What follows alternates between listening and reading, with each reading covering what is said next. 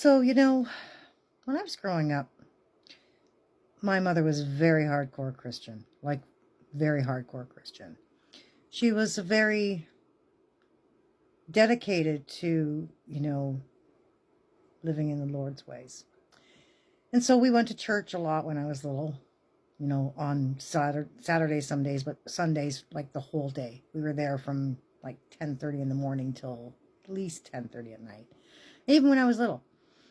And that exposed me to some really interesting stuff because the church she belonged to was not your average cathedral style church. It was a it was a storefront on a major city street in Scarborough, Ontario. And it was very charismatic, these people. Very charismatic in their faith, I have to tell you. I mean, speaking in tongues and dancing around with tambourines and laying on of hands and all of that stuff. Like, we're talking extremely charismatic. And my mother at that point, too, was also part of a smaller group within the church itself that took it upon themselves to help people with certain plights they may be experiencing. So I was basically exposed to a lot of things like exorcism when I was little. And it took me many years to understand why, but, nonetheless, I knew from a very young age that there were dark forces in this world, that there were things that could not be seen, felt, or touched physically, but that exist. You can feel them energetically. And so, I mean, I saw all kinds of things little girls shouldn't really see when, you're like 5, 6, 7 years old and exposed to these kinds of charismatic events and takings on. So, nonetheless, my point, of course, is that there are dark forces on this planet. There always have been. Well, I shouldn't say that because there wasn't always the amount that we have today. There was always, spurts here and there, but nonetheless, it's definitely multiplied. And it is really almost overtaking this planet, or this world that we know of. Anyway, this world that we know of. We should just really use the word world more than we use the word planet, because there are many worlds on this planet and within this planet. But that's a whole other conversation. Anyway, back to the point. It's important for us to note that in these very dark times, we see so many things of an evil nature. Evil in and of itself is backwards to living. It is contradictory to what we are naturally designed to live like. Anything that is absolutely polarity, to us would be considered evil. It's completely against what believe, and are, designed to experience life like. So there is evil on this planet, and it does go against the progressive way to live your life.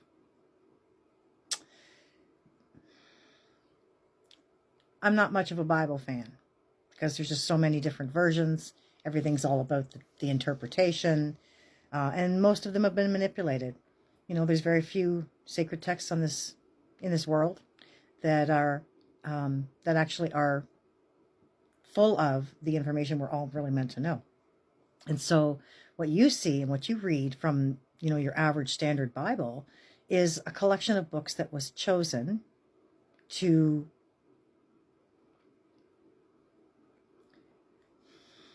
provide a narrative. That's it. There, I said it. But it's a playbook in a sense, because it has all kinds of nuggets of truth in there. You see, the dark forces that are here have to use what we have to their advantage. They can't create on their own. So they take what we have, distort it, defile it, and then use it for their own means and purposes. And so that's kind of what they've done with the Bible. The Bible was meant to be a collection of sacred texts to bring together, everybody under one roof, as it were, the basis of humanity, or a basis of Christianity, rather. And yet, all it's done over the past 2,000 years is serve to divide everybody, because of the different interpretations, because of the different translations and all this other stuff. But there are nuggets, as I've said, of truth throughout it, and they have to tell you because it's part of their way of gloating about it, right? Like, put it right in your face, and then they blend all kinds of other stuff around it so that you don't. We're talking about the great deceivers here. The great deceiver. There's more than one. We are living in a time of illusion and delusion, unfortunately. And so I want to talk just quickly about the full armor of God that you can find in the Bible here, because the playbook tells you all kinds of stuff it's meant to be known by you, by us, by all of us, right? And you just got to use discernment with it, and you have to be able to use it in the right way, right? In the correct way, in order for it to really benefit you the way it's meant to. So the full armor of God is one of those things. And while I'm not going to go through every bit of the armor, there are 6 some components. There's the shield, the shoes, the sword of truth, the breastplate, the whatever it is. There's a whole bunch of different ones, right? And then the helmet, the belt. These are aspects of and virtues of morals, right? And things of that nature. Nonetheless, the point to having this armor of God is because we are here in the middle of something very great, very dark, about to be lightened up. That is, huge. It's a huge experience we're having. It's only one time this happens in this world, on this timeline, this way. So the armor of God, like I said, has many points to it, but the reason for it is this one particular verse. I'm just going to read to you quickly, because this is important to note.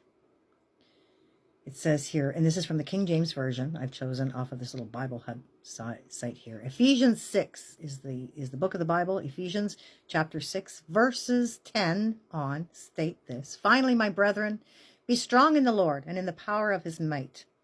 Put on the whole armor of God, that ye may be able to stand against the wiles of the devil. For we wrestle not against flesh and blood, but against principalities, against powers, and against the rulers of the darkness of this world, against spiritual wickedness in high places.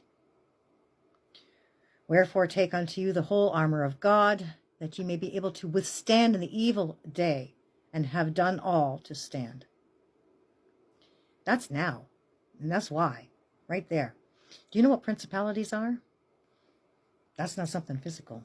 That's something territorial. These are powers that are the rulers of darkness. Talking like the concept of Sauron from Lord of the Rings. Not the actual dude. The concept. What brought that together? That's the powers that we're dealing with here. That they are wielding against us. So when we say this is a spiritual war, this is exactly what this is. And we've got to get past what we're seeing here, to know that what's happening down here is because of what's going on outside of the physical. That's what's instrumental in creating the physical, or in bringing together the physical, because they can't create for themselves. So they've distorted things enough within us and our societies that we're actually bringing about their will for them. It's crazy. It's crazy. So take back your power. Take back your sovereignty. Do not succumb to thoughts in your head or the judgments of others or all of that stuff. I mean, it's very easy right now to get caught up in it. And we're not meant to be divided. This is where we're supposed to come together in unity. It's so important. And all you see around you is division. Everybody's all about the political parties and all about the countries and all about that. Like, come on. Don't you see? You're giving them what they want. If we could put all that stuff aside, what you see happening is an incredible mental health crisis. The whole worldwide. Intentionally orchestrated. Yeah. But nonetheless, a mental health crisis.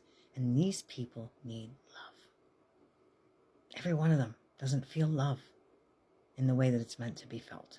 Not the way that Source intended anyway, or they wouldn't be where they are, doing what they're doing. Doesn't matter whether you're talking about the shooters or those in the files or whomever. Love. This is what the world needs. Love. And we cannot overlook who they are or what they've done. Let them just get away with it. They need to be held accountable. They do. Because you have to atone for your stuff. You gotta own your shit. It's the only way any of us ever actually grow. So, helping them grow by keeping them accountable is exactly what we're supposed to do. So, that brings me to the next point. There is some seriously vile, and I mean vile, another turn it around word for evil, in those files. My God. And you can see it everywhere. Before these files came out, though, people, it's been out there. I'm going to talk about one in particular, a creature, and I cannot call her any other thing but a creature, by the name of Chrissy Teigen, who I came across. I don't know any of these model people or whatever they are. I'm not into Kardashian stuff or any of that. I've never watched any of that shit. Never been attracted to it. Never been, interested in it at all. To me, it's just bullshit. The only ones I ever watched were the Osbournes when they first came out, and after that, nothing. Who doesn't love Ozzy? Come on. Anyway, again, Prince of Darkness. It's all about what you think and what you practice. But nonetheless, I digress. Chrissy Teigen I came across a few years back when I fell down the Pizzagate hole. The rabbit hole known as Pizzagate and Frazzledorp and all that other crap. Brutal. She sort of ended up somewhere in the mix there. These tweets that she put out a number of years ago, incredibly disturbing. Extremely disturbing. And nobody said anything. And I'm not going to repeat them because I can't. They're so vile. They're so friggin' disgusting. If her name doesn't show up in those files, it's because she was on another island doing something seriously different than what was taking place there. And I can tell you it wouldn't be better. It would be way worse. Yeah. Incredible. There is evil among us, and we have to recognize it and call it out for what it is. If you don't, they just get away with it. It just gets perpetrated further and further and more all the time. That's not what we're here to do, people. We're here to be the truth, the light, and the way. Isn't that what Jesus said? He was the truth, the light, and the way. Well, you know what? The I am is the truth, the light, and the way. And to be in that place, sovereignty, truly in a place of I am awareness. You don't stand for that. You don't. Doesn't mean you have to create a huge scene with it all. It just means you don't stand for it. And what you do is stand up for what it is. It's darkness. And you stand in the light that you are to dispel that darkness. Because it cannot continue if you're shining bright, exposing it to the light. Think about that. So, I don't recommend people dive too deep into these files. Please, and be very, very aware. Very, very warned ahead of time. Those pictures and videos, incredibly graphic. I'm going to tell you right now. Back a few years back, when there was a laptop that was everybody was talking about. I'm not talking about the Wiener laptop either, which, by the way, is something else needs to come out.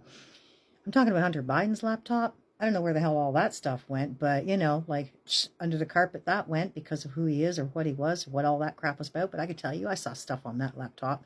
Those files, putrid, absolutely disgusting. And they're walking around free. No, why? Because people turn their face away. People turn their back to it. They don't want to see it. It can't be true. It can't be real. You know what? I know. It's horrible. Nobody wants to believe this stuff. But it's true.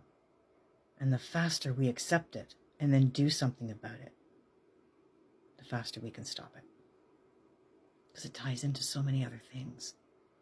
Not just this planet and those people that we're talking about, but those forces, those principalities. That's who they serve. That's who they're serving. That's who they're feeding this energy to in sacrifices, torture, and everything else. We've got to stop it. And how do we do that? Love and light. Love and light. It's the only way to stand up against the darkness. Shine your lights bright, folks. It's so important at this time. So important. Don't let yourself be taken down by what you're seeing, hearing, and sensing. It's nasty. Stay away if you can. But shine your light no matter where you are or what you're doing.